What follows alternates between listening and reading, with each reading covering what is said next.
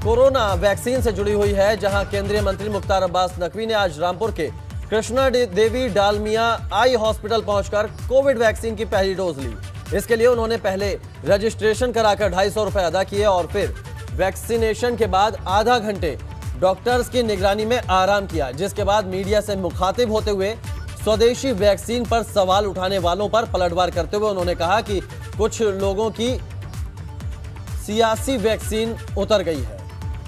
तो दो तस्वीरें, पहले 250 रुपए देकर रजिस्ट्रेशन करवाया और फिर उसके बाद वैक्सीन लगवाई। मुख्तार अब्बास नकवी ने रामपुर में पहुंचे थे एक हॉस्पिटल में, जहां उन्होंने ये वैक्सीन लगवाई और विरोधियों को भी जवाब दिया कि कुछ लोगों की सियासी वैक्सीन जो है वो उतर गई।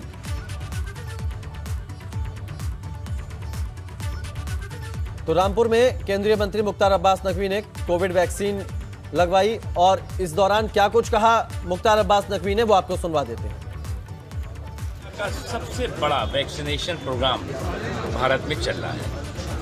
आज मैंने भी डालमिया हॉस्पिटल रामपुर में वैक्सीन लगवाई और मुझे लगता है कि जिस संकल्प के साथ केंद्र सरकार, प्रदेश की योगी सरकार और देश भर में लोग जिस संकल्प के साथ भारत के लोगों की सेहत और सलामती के लिए काम कर रहे हैं, ये वैक्सीन उसमें एक बहुत मील का पत्थर साबित होंगी।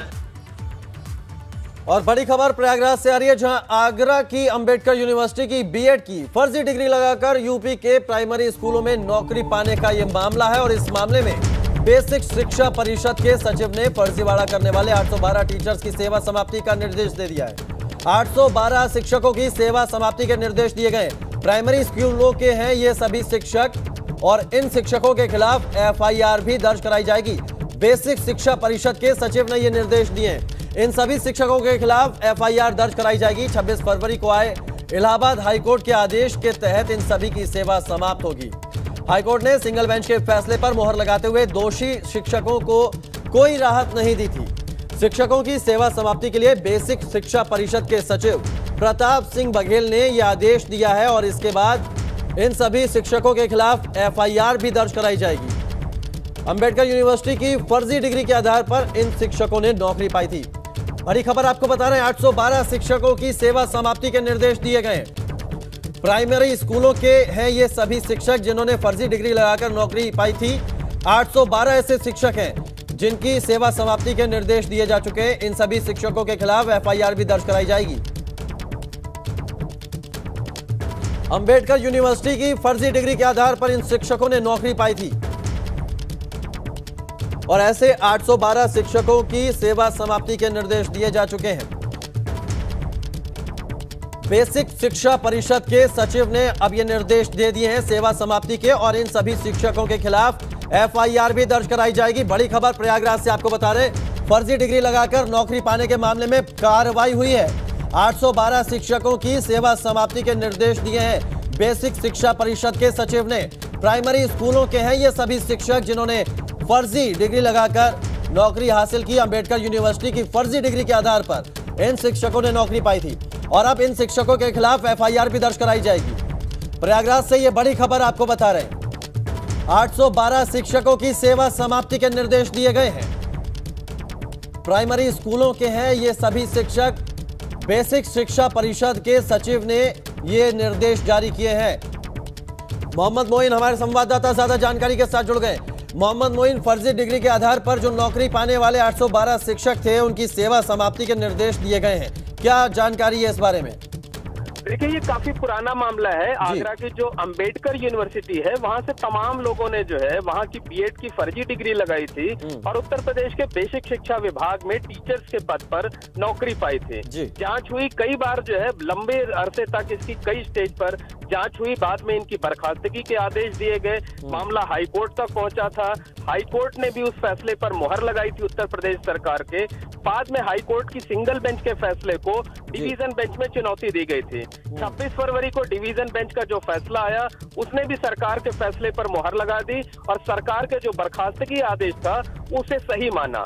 उसी आधार पर जो है बेसिक शिक्षा परिषद के सचिव ने अब ये आदेश जारी किया है कि जो भी दोषी शिक्षक थे जिनकी संख्या 812 है, उनकी सेवा समाप्ति की जाएगी। और इतना ही नहीं बल्कि उनके खिलाफ जो है वो FIR भी दर्ज कराई जाएगी। बहुत शुक्रिया जी। उन्होंने जो वेतन पाया है उसकी रिकवरी होगी या नहीं, उसका अभी कोर्ट का जो फैसला आया है उसका अध्ययन किया जा रहा है और उस बारे में आगे फैसला लिया जाएगा। बहुत शुक्रिया मोहम्मद मोइन, आपसे आगे भी अपडेट लेते रहेंगे। फिलहाल इस जानकारी के लिए बहुत शुक्रिया। तो 812 शिक्षकों की सेवा समाप्ति के निर्देश दिए गए हैं। बेसिक शिक्षा परिषद के जो सचिव है उन्होंने निर्देश दिए हैं। सभी ये शिक्षक प्राइमरी स्कूलों के हैं। 812 ऐसे शिक्षक हैं जिनकी सेवा समाप्ति के निर्देश दिए गए और फर्जी डिग्री के आधार पर इन लोगों ने नौकरी पाई थी। आगे बढ़ते हैं, एक और बड़ी खबर आ रही है। विधानसभा में सदन में प्रश्नकाल के दौरान हंगामा हुआ है। विधायक और नेताओं पर मुकदमा वापसी को लेकर हंगामा हुआ है सदन में। कानून मंत्री ने 2013 में वापस लिए गए आतंकी घटनाओं का जिक्र किया है और इस दौरान वेल में पहुंचे सपा सदस्यों को अध्यक्ष ने वापस भेज दिया। सदन में कानून मंत्री ब्रजेश पाठक ने बयान दिया है कि पिछली सरकार में गंभीर धाराओं वाले मुकदमे सरकार ने वापस लिए थे। ब्रजेश पाठक ने कहा कि पिछली सरकार में आतंकी धाराओं वाले मुकदमे भी वापस लिए गए थे और इसको लेकर विधानसभा में सदन में काफी हंगामा हुआ। बात कर लेते हैं कानपुर पुलिस की। तो कानपुर पुलिस की भी बड़ी लापरवाही एक बार फिर सामने आई है। पुलिस की माफियाओं की लिस्ट में 2 मृतक भी शामिल हैं। तो कानपुर पुलिस एक बार फिर सवालों के घेरे में है। पुलिस ने माफिया की जो लिस्ट जारी की है उसमें 2 मृतक भी शामिल हैं। 19 भूमाफिया की लिस्ट में 2 ऐसे हैं जिनकी मौत हो चुकी है। पिंटू सेंगर और देवी सहाय पाठक, ये नाम है उन माफिया के जिनकी मौत हो चुकी है।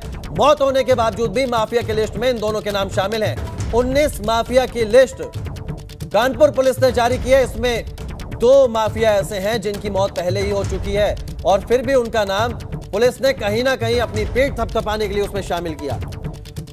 19 भूमाफिया की लिस्ट में 2 ऐसे नाम हैं जिनकी मौत पहले ही हो चुकी है, लेकिन पुलिस ने उन दोनों के नाम भी इस लिस्ट में जारी किया है।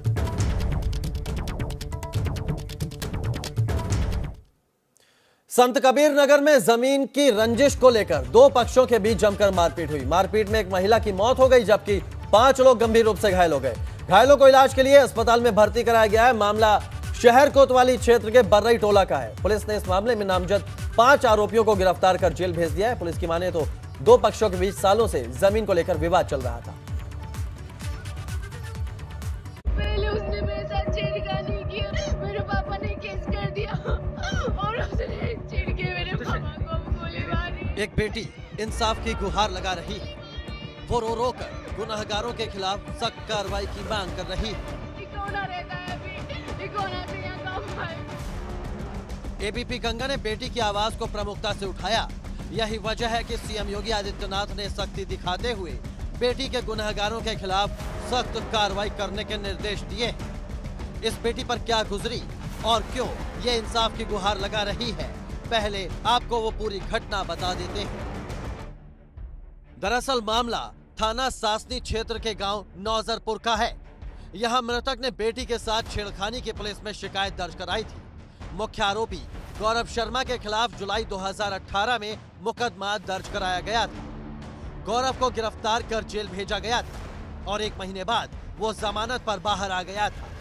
तब से दोनों परिवारों में रंजिश चल रही थी। सोमवार शाम दोनों पक्षों में किसी बात को लेकर विवाद हो गया था और आरोपी गौरव और पीड़ित के पिता के बीच इस दौरान कहासुनी हुई, जिसके बाद आरोपी गौरव ने फोन करके अपने साथियों को बुला लिया और युवती के पिता पर गोलियां चला दी, जिसके बाद अस्पताल में उनकी मौत हो गई।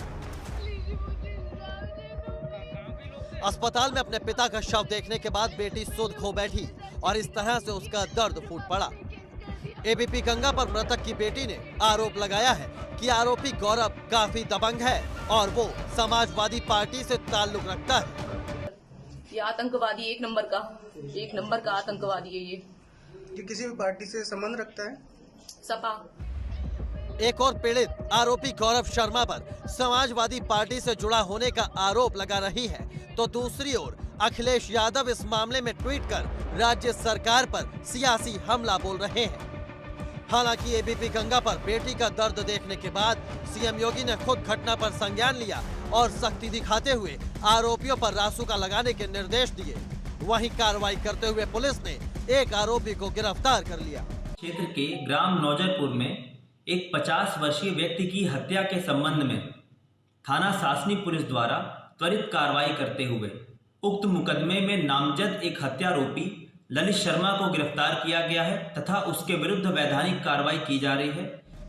हाथरस एक बार फिर सुर्खियों में है। 2018 में बेटी से छेड़खानी करने वाले को सलाखों के पीछे पहुंचाने की रंजिश में आरोपी ने खूनी खेल को अंजाम दिया। हालांकि अब इस मामले पर सियासत शुरू हो गई है, लेकिन देखने वाली बात यह होगी कि पुलिस मुख्य आरोपी गौरव को कब तक गिरफ्तार कर सलाखों के पीछे पहुंचा पाती है। आर के अग्रवाल, एबीपी गंगा, हाथरस।